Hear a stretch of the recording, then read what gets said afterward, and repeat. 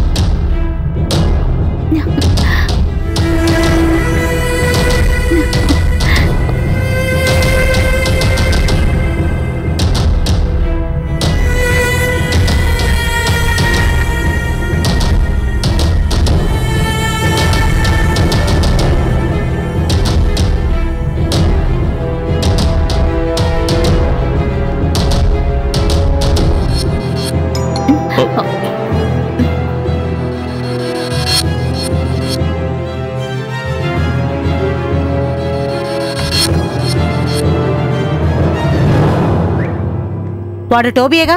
అవును. అయితే ఏంటి? ఆగో, అంతేలే. నీ ఇష్టం వచ్చినట్టు కులికి ఇప్పుడేమీ జరగనట్టు కూర్చున్నావా? ఈ నాటకాలు నా దగ్గరొద్దు. నీ మొగుడున్నాడు కదా, ఆ డాక్టరు. అతని గనక తెలిసిందంటే అప్పుడు తెలుస్తుందే నీకు. అసలేమనుకుంటున్నావు నువ్వు?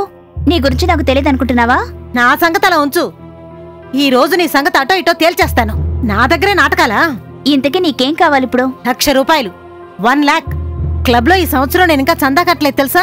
నువ్వు అడిగినప్పుడల్లా అడిగినంత ఇవ్వడానికి ఇక్కడేమైనా బ్యాంక్ ఉందనుకుంటున్నావా? నువ్వెంతైనా ఇవ్వగలవని నాకు తెలిసే. ఆ టోబీగాడు ఎంత అడిగినా అంత ఇస్తున్నావు కదే, అప్పుడెక్కడి నుంచి వస్తుంది? నాకంతా తెలిసే. ఈ విషయం మీ ఆయనతో చెప్తాను, అప్పుడు తెలుస్తుంది.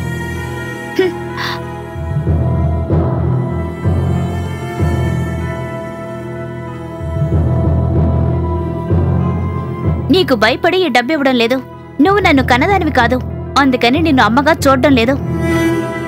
ఒక చేతకాని వాణ్ణి నువ్వు నాకిచ్చి పెళ్లి చేశావు. ఇప్పుడు వాడితో కలిసి ఉండాల్సిన పరిస్థితుల్లో ఉన్నాను. అందుకే